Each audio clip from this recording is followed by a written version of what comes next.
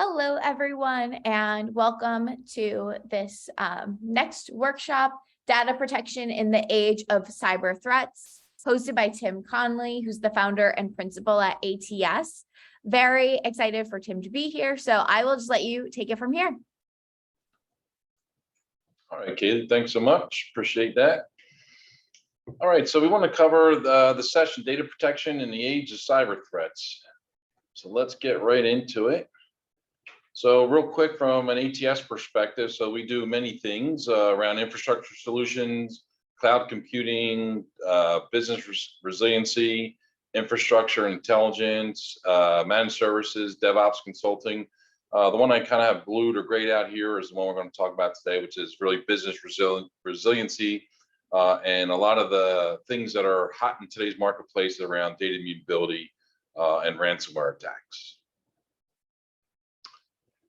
So we have over 21 years in business doing data protection solutions, probably 300 plus lifetime customers that we continue to work with over time.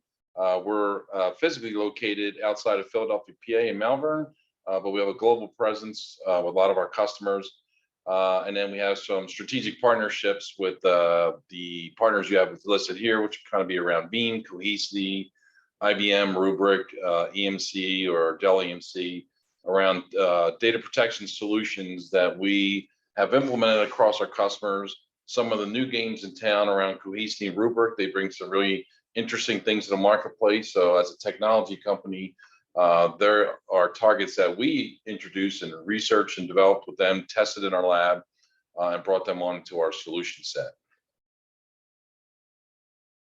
So another bit of information from an ATS perspective on our global reach, so to speak, is we do a lot of managed services. So this is just a pictorial. This will give you an idea on the scope and breadth of a lot of the customers that we're managing their infrastructures, whether it's data protection or infrastructure solutions that we manage.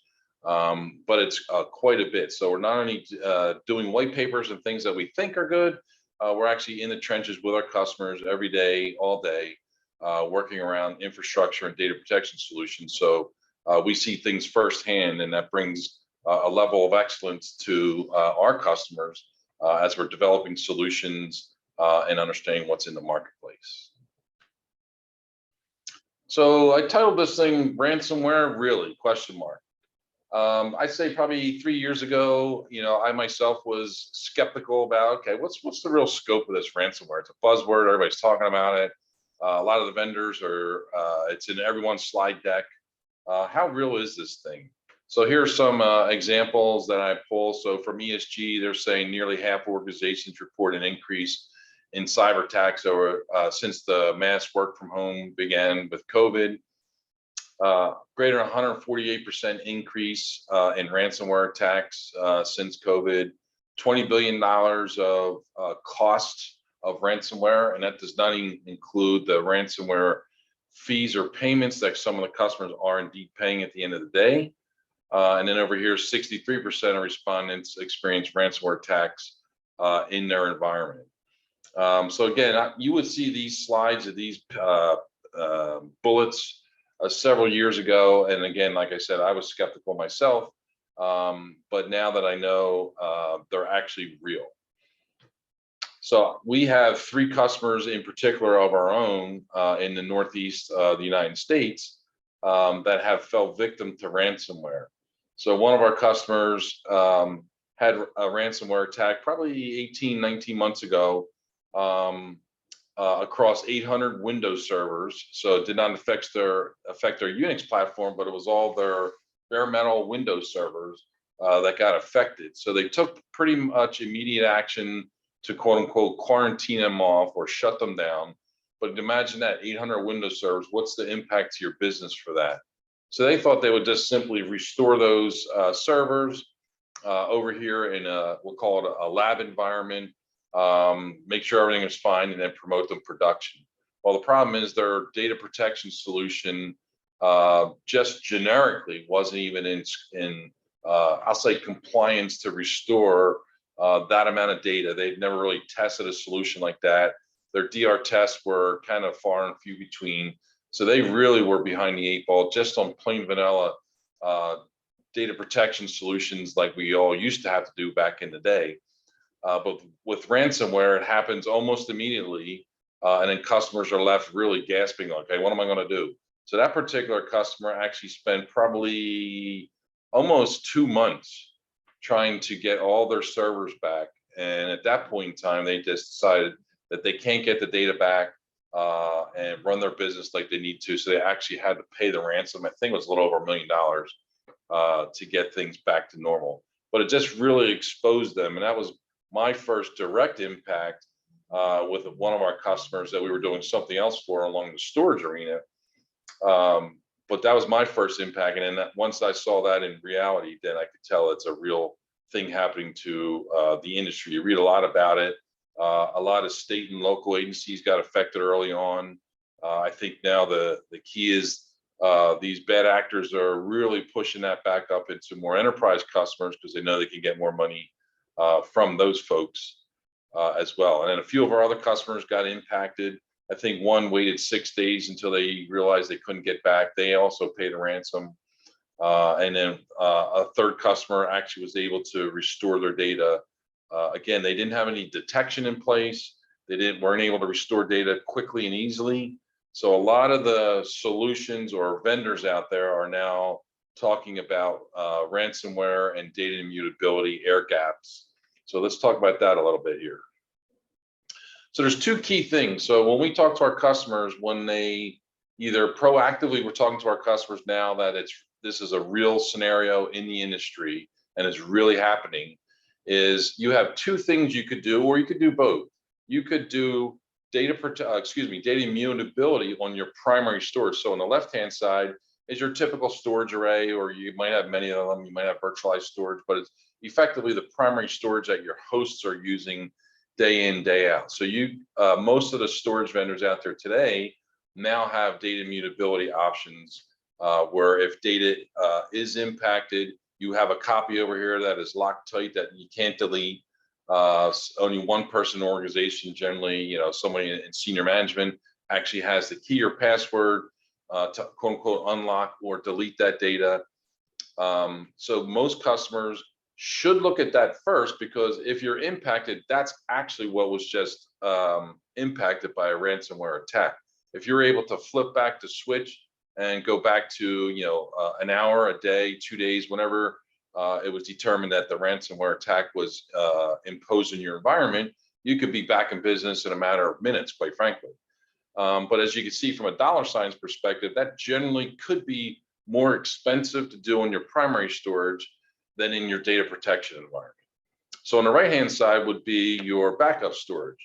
So this is your traditional backups, whether it's some of the older products like Commvault, IBM, Net Backup. So there's some of the older solutions that may or may not have embedded data immutability built into them, which we'll talk about in a minute. Or it could be some of the newer players like Cohesity and Rubrik that were built in this new wave or this new arena of where we're actually having ransomware attacks. So they built those pieces into their products from day one. So again, some customers are doing it on the primary storage side. Some customers are doing it on the backup storage side. It's a little bit cheaper, we've seen to do on the backup side than the primary, but that's not for all cases. So if you are interested in solving data immutability or air gap solutions for your environment, you could look at both these solutions to see what would it cost to do either of the two. Generally speaking, you can get back faster if you're doing your primary storage, literally in a matter of minutes. Some of the backup vendors claim like you can mass restore your data and you're back in minutes or hours. I personally would be skeptical of that a little bit, but always things that you can test, right? So again, you can do one or the other, or some customers are doing both, and I'll talk to about that in a minute here. So if I'm doing my primary storage, it's basically all your virtual environment, your databases, your standalone servers connected to your storage. So on the left-hand side here, you can see my V1, V2, VXXX. This is the blue. This is your primary storage. The green would be your data immutability, quote unquote, copies within your primary storage. And then you could take those copies that you can never delete hence data immutability. That's effectively the definition of that. And then you can restore that data back to the original server if you're confident that the ransomware attack, when it was done and it's been quote unquote erased from your environment, from a security tool, or however that may have been done, you can restore directly back onto your host or database platforms, or you can recover to a secondary location, a secondary server or instance, and then store that data there, test it to make sure data immutability is gone, and then promote it to your production or dev test environments, whatever it may be. So again, this is taking data immutability solutions that all those major storage vendors are providing or have provided over the last probably 12 to 24 months and implement that into your environment. Again, that could be more expensive than your data protection arena, but it's something, if you're interested, you should look at both particular solutions and see, the pros and cons and the benefits. Like I said, personally, doing it on the primary storage is probably best if you can afford it, because you can be back in literally minutes if you are under a ransomware attack. So on the data protection side, one quick thing, there's a chat session, so you can throw some things in there if you have any questions, or you can certainly follow up in the portal if you have any questions post this event. So from a data protection perspective and data immutability or air gap, there's really two options. So the left-hand side is having a data protection solution. So we all have them, right? You have some form of backup restoration technologies in your environment, whether it's for your on-prem solutions or the cloud or both. And in this case, you might have already deployed a solution that has native immutability in it. So the blue dictates your quote unquote backup data. The green would be a quote unquote copy or derivative of that backup data that you can restore, whether you have a rolling 7 days. Some customers have 14 days, some have 30 days. So again, depending on the ransomware event occurred, you might need to go back more than just 24 hours. So some customers, again, have 7, 14, 30 days of copies. Again, that can get more costly the more data you're keeping, of course. So these solutions that you may already have in your environment have native data immutability built into them. And then you can always have an air gap solution, which might be part of the existing data protection solution you have on your floor today, or it could be added in addition to your data protection solution, which is option number 2. So on the right side here, this would be having a data immutability solution, excuse me, a data protection solution, like say Veeam or IBM Spectrum Protect. They don't have data or native data immutability built into them, which is not a giant deal. You can always then go, in this case, this archival or data immutability solution. So one of our customers, their storage array had data immutability options built into it. So we deployed that into the storage array, which is actually storing all the data that their Spectrum Protect environment was backing up. So the software didn't have that, but we were able to allow them or give them the immutability that they needed as a checkbox from a security audit that they had done in the last 8 months, right? So whether you have a solution today that already has it built in, or it could be a secondary part of your data protection solution, either way is fine. So again, it depends what you have today. So it doesn't mean if you don't have it today that you can't deploy something and you have to get a whole new data protection solution that might be cost prohibitive. So there's ways around it. Like one of our customer has Veeam, and Veeam also does not provide data native immutability. So again, we used their underlying storage to basically achieve that. They had a NetApp sitting underneath of their Veeam solution, and NetApp is providing that immutability quote unquote copy. And then some customers are also looking to do air gap, and that could be out to the cloud, it could be to another data center, or it could be locally onto physical tape. A lot of folks in the industry talk about tape being probably the more cost-effective air gap if it's required, right? And I'll talk about that in a few minutes. But a lot of our customers are starting to talk to us about this. Some of their actual insurance policies require that they have a data immutability solution in place. So like I mentioned, The one customer that their software did not have it, they were able to go off and do the storage piece under our architecture and guidance and achieve that check mark, again, from a security audit that they were actually bound by, because they're an energy company, and they're under the guidance of FERC, which is the Federal Energy something. And again, some customers are doing it to public cloud. So maybe you don't have a second data center or a second location. There are solutions, either software solutions or S3 solutions, where I can basically take a copy of my data, throw it out to the cloud as either my immutable copy, or it could simply be an air gap copy as well. And some customers are deploying both. Some are only bound to do one, but most customers are at least talking about what are all my options, price them out, and then what do you actually have budget for is yet another thing, right? So what are we trying to do here? So there's really three keys to defending your backup data. I need to protect it, which we've all been doing for 10, 20, 30 years. Some customers, back in the day, not to age myself, but I've been doing data protection for a long time. I actually enjoy doing it. We would always do a DR test every 6 months or 12 months. And most of those were, the tests themselves were disasters because of the preparation that customers were not taking to do more active testing. They might test a couple servers, but what does that mean if I have an application that's spread across, a virtual environment, a Unix database, a web front end? So really testing your environment is really key.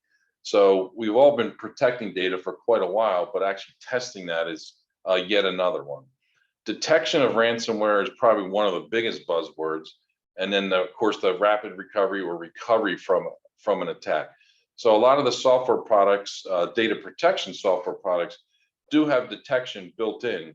And generally what that means is if I'm backing up an environment and a server is generally backing up maybe 1,000 files and maybe 100 gig of data, and all of a sudden if that thing is substantially different the next day or the next 2 days, it sees that as a potential issue where many more files have been changed, aka the ransomware attack basically changes the files, and then so that's predominantly how these software products are detecting anomalies. So some customers have that in their security software, whether that's Bitdefender or other very specific products in the network, whether it's routers or the switches, detecting certain things like that. And then, of course, the biggest thing is detecting my ransomware. How do I actually get back in time fast enough? And like I mentioned, that one customer spent almost 60 days trying to restore those 800 Windows servers, and they simply weren't able to do it, right? So the solution must have the ability to be recoverable in a reasonable amount of time. And that's more specific to each customer. Some customers need to be back in 10 minutes. Some might be 10 hours, some might be 10 days, or a mixture, right? I need my production stuff back in play within 24 hours, within 12 hours, right? So these solutions are really built specifically around each customer and your SLAs or SLOs. And again, they could be different between your production environment, your dev test environment. It's all part of the architecture of what you're trying to solve. So again, a lot of our customers are talking to us about what are my options? And then a lot of first time questions we ask, okay, what's your requirements? Do you have a new requirement from your insurance company that requires an air gap copy or a data immutability copy, right? So it's good to know what the requirements are. Some of them are open-ended, like, hey, I don't really know what my requirements are. I'm not being asked to do this. I'm just trying to get ahead of the game. So it could be a more casual conversation up front. But again, it's, everybody's talking about it. It's gets kind of difficult because a lot of the vendors they talk a lot of mumbo jumbo, and what does it really mean? And they're just, so our job is really to understand the solutions. And most importantly, it's these three things at the bottom that we care about: is how are they protecting the data? How are you detecting an issue? And then the data recoverability is certainly one of the biggest things, because there's nothing worse if you can't recover for 10 days when you really need to be back in 10 hours. Well, that doesn't help you. you deployed a solution that actually does not help your business, right? And like I said, a lot of customers are paying those ransoms, so everybody thinks it's not going to happen to me. And I think one of the big things I always see is it's not if, but it's when is it's going to happen to you. So I don't like to be like a rabble rouser to our customers, but because it's actually happening and happened to 3 of our customers directly, it's kind of an easier conversation to have that chat up front about, okay, what's happening in the marketplace? What does it actually mean? How does it affect me? And then talk through some of the solutions, like I said earlier in the presentation, about is it better off doing it on your primary storage or your cloud storage, or is it better off in your data protection environment to deploy these immutability or air gap solutions? And a lot of that sometimes this comes down to what's your SLO and SLAs? Can I meet them only in your primary storage? Well, guess what? Then we'll focus on that and then talk about solutions around that. And again, all the primary storage vendors out there have these built into their products over the last 12 to 18 months. And they're actually, very valuable solutions. A lot of our customers are starting to deploy them. But most of our customers are really concentrated on the data protection solutions, which is kind of the primary thrust of this. So one of the things I learned fairly recently, I say the last couple of months, is the reduced compliance risk. So it's kind of interesting to me that a lot of commercial insurance companies are providing discounts to their customers if they have solutions in place that can help safeguard them against data immutability. Some of our customers have to be compliant, otherwise they'll literally lose their insurance policy. You'll have to go find another one, and they're not cheap, as you probably know. So some are being dictated or mandated to have those, and then some of our customers have told us that they're actually saving some money on their corporate liability policies by having those solutions in play. And like I mentioned, all they needed to do was have their some data immutability in place, and it was cheaper, way cheaper for them to do it in their data protection arena than their primary storage. So because that's what they were being mandated to do, they went down that path first, and then they were contemplating budgeting in maybe the next year or maybe in the future years to do it on their primary storage as well, or reverse it and just do it on your primary storage as your primary restoration methodology. So the key things are, keep your data protected, reduce your compliance risk, and then protect your business reputation, because there's nothing worse than having an issue with your business, your service is down.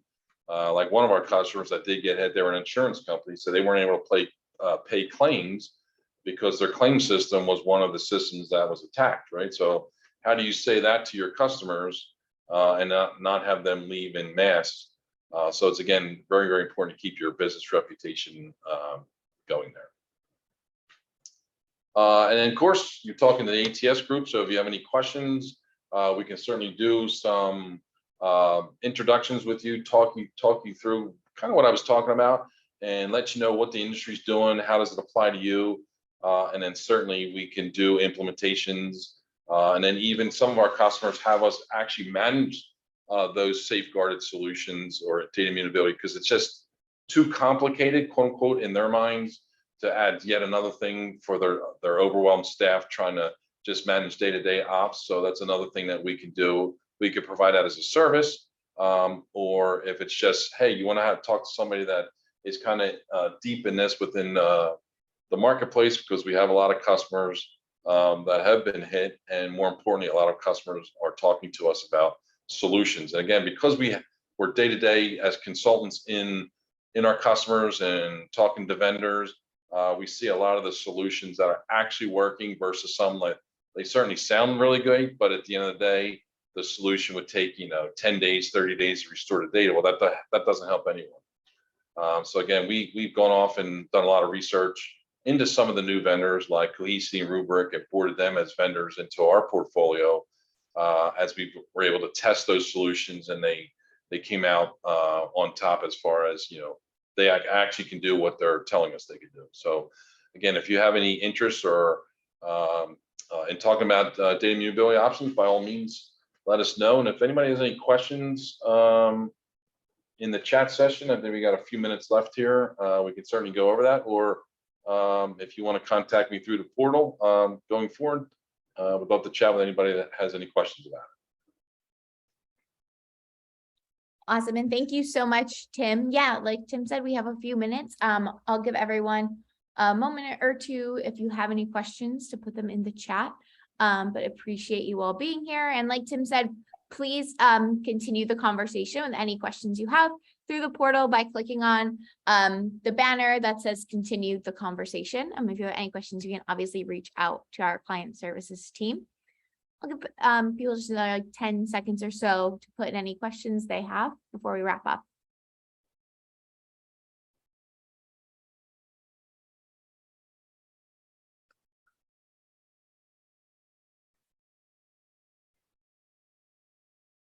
Okay, it looks like at the moment we don't have any questions, but please don't hesitate to reach out to Tim or the team. And Tim, thanks so much for being here.